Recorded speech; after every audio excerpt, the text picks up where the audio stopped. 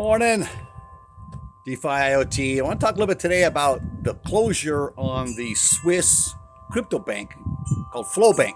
If you remember, it opened up about 2020, 2021. The idea was that it was going to be more of a crypto-focused bank. It's a Swiss bank. And this was to be able to help facilitate. This came along about the time that the banks were collapsing in the United States, mostly these banks that were crypto banks, right? Now, though a lot of fluff and a lot of fuzz been put on these banks saying that they collapsed because they were crypto based. And that's not true at all.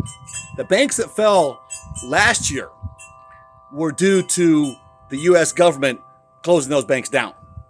And that was, there's no getting around this. Their portfolios were fine. What happened here with Flowbank is basically the same thing. Swiss regulators come in, they don't state any specific, no numbers are given. They say, well, their minimum deposits were below what they're supposed to be for everybody's security. So we shut them down and we took over everything and we're going to liquidate now and we'll see what we can do. Everybody had $100,000 in cash. We'll get the money back. But those in crypto, we don't know. We'll see what happens. Look, I want to offer this. There's no reason Flowbank had to go under. It has some good backing to it. And I personally feel that the same thing is happening with this bank that happened with the United States, is that it's the governments and it's the World Economic Forum pressures to eliminate crypto that are crushing these banks. Because these banks, look, if they don't KYC enough, right, if they don't get enough information, they're shutting them down. Now, the banks in the US had the information and they still got shut down. The idea is this. The governments will work to shut it down. They're going to make crypto look like it's something bad. And everybody out there will try to say, yeah, shut it down because there's just too much corruption in the world. We got to have a lot more regulation. I was talking to a client yesterday, a really good guy, but obviously too much on the news, CNN type news, right? And talking about the fact that there's a lot of corruption out there. And that because of the corruption, that the governments have to create all this new regulation. So it's kind of like the governments are obligated to do that. Well, I don't agree with that. I don't think there's all that much corruption out there. There's very little corruption out there. In the Republic, with us, people like us, where the corruption lies is the government trying to control our lives and control our finances, control who's wealthy and who's not wealthy. It's the government keeping us down is where the corruption lies. And the regulations only keep us down, and they blame everybody else. And the sad thing is half of America, and I would say over half the world, buys into these lies. You aren't buying into these lies. That's why you listen to this channel. That's why you're in crypto. But a lot of people do, and they don't understand that. So you're going to start seeing more bank closures. You're going to start seeing smaller banks being eliminated. Wells Fargo got slapped again, really big time recently, again, for stealing their clients' funds. They embezzle them in certain crafty ways that they create with fees and so forth. And they keep getting their hand slapped. What happens is this. Look, this is how it works.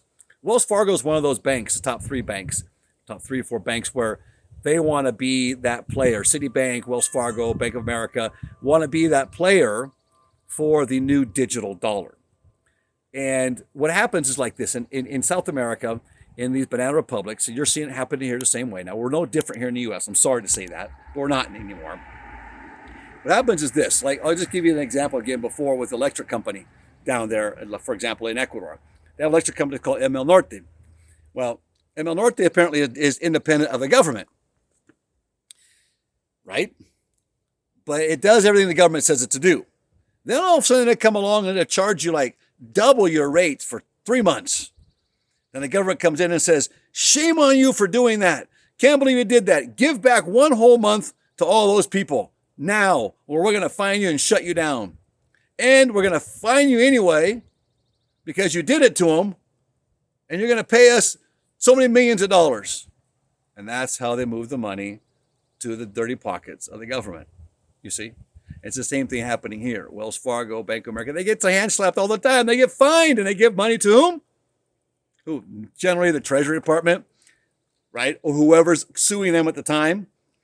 And when they overthrow the banks, for example, they take all the crypto. That's one of the reasons why the crypto market hasn't seen the heights it could see right now, is because you've got the US and other governments selling off and liquidating a bunch of these cryptos that they took, and they are actually intentionally trying to keep us from gaining wealth. They don't want us to build wealth. If we can build wealth, that means we can buy things and do things, hire attorneys and so forth to defend ourselves and to go against them. They're using attorneys with our taxpayer money, and they're going after us, the citizens.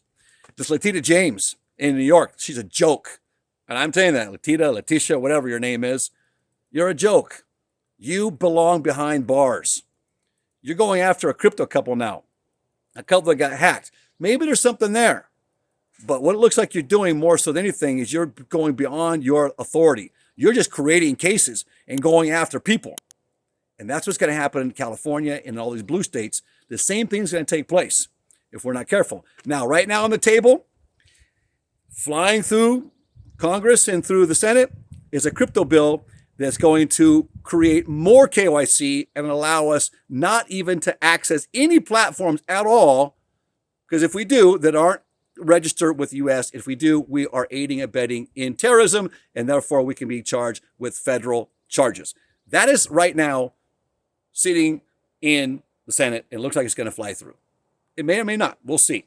But that's what they're trying to pass, are bills like this.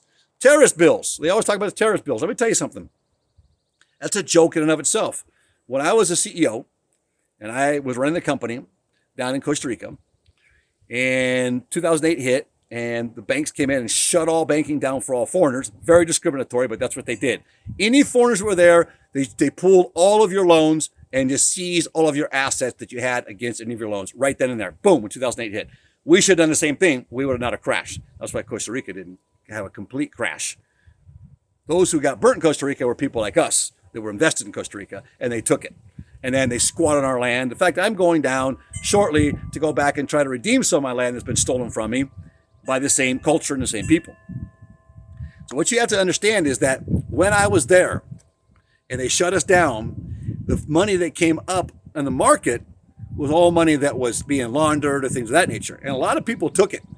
I know that we sat down and did interviews with people thinking they were actually legitimate business people, and found out that they were actually laundering money. These were Colombians we're dealing with, and decided, there's a lot of them there, by the way, in Costa Rica.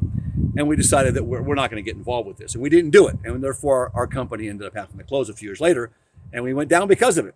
And it was an ugly mess. But my point being that the lies that are behind a lot of this, that behind this whole terrorist act, and we got to keep you from laundering money, et cetera, it was the actual banks that were offering me the money through the Colombian dude.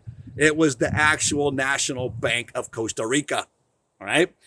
They were the ones involved. He actually told me that he could use, there were 3 or 4 different banks that we could use. And the actual police, the police that actually are hired to go and weed out terrorism and money laundering, were the ones that would have brought me the big chunk of money that they were trying to give us. I'm going to tell you right now, $70 million they were going to bring us in cash.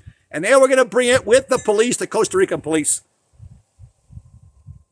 to cash, and they would to us, and then the banks were going to take it from us, and they'd charge 2% to run it through the system. We didn't do it. I didn't do it. It was all set up. It was all there. I've heard, we can't get in trouble for this. But my deep gut just said to me, I'm not getting involved. I didn't do it.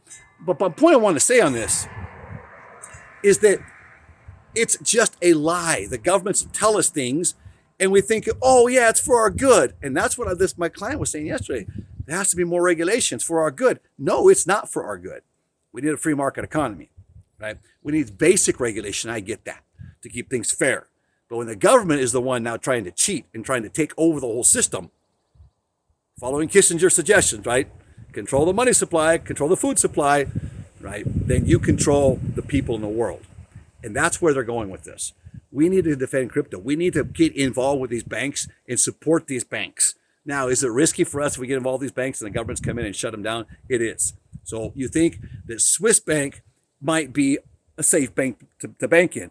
I actually, when I heard it was a Swiss bank, we looked into it. We decided, no, we're going to let it go for a couple of years, see what happens, because I know that the Swiss government is on board with supporting the World Economic Forum. Davos, Switzerland is where they hold their meeting every year, and the Swiss government bends over backwards for them. So Swiss bank accounts aren't going to be a secured thing like they were in the past, if they even were. You're going to have to get back to the old traditional ways, Nevis, the Cayman Islands. And the Caymans, who wonders, right? There's Nevis, you got the Isle of Man. Those have been traditional, and they've not given up your information. That's where we're going to have to go with this. If the government creates a law that makes us all terrorists if we're on different platforms, all we're going to do is create a black market. Because what's going to happen is, if the government's going to take 50% of your crypto earnings, or they're going to make you do so much paperwork, people aren't going to do it. They're just not going to do it come tax time, right? They're not going to do it. So there are ways that the black market can be created, and we all know that. And what they're going to do is force that black market. So the government needs to embrace this if they want to be involved in it and be fair about it. But they're trying to keep us from gaining wealth, and I offer that to you as truth. They want us to keep us down. Supporting crypto, buying crypto, holding crypto. If you want to day trade, that's fine. We day trade too, but we hold as well, right? So we got our investment there, and we hold. Remember, I'm a crypto coach. I coach different clients, and most of my clients are all offshore, and that's, to me, that's the way people are going to go. They're going to go offshore. Now they're trying to, what is it, fintech or whatever, FinCEN, whatever this new government agency is going to regulate corporations, trying to get us to surrender all the information on corporations, on trusts, where you're a beneficiary, et cetera, et cetera. And if your name's on there, you're going to have to do that. Or they're being draconian about this, and you get a lot of jail time and serious fines about this. There are ways to get offshore, though. If you want more information, ask me down below, and we can talk a little bit. But you do it legally. This is legal. I'm not saying you do anything illegal, but there are legal ways to do this and to skirt around using the same loopholes that the politicians use. DiFiOT, if you want more information like this, please give us a like button, subscribe down below, and we'll see you in our next video.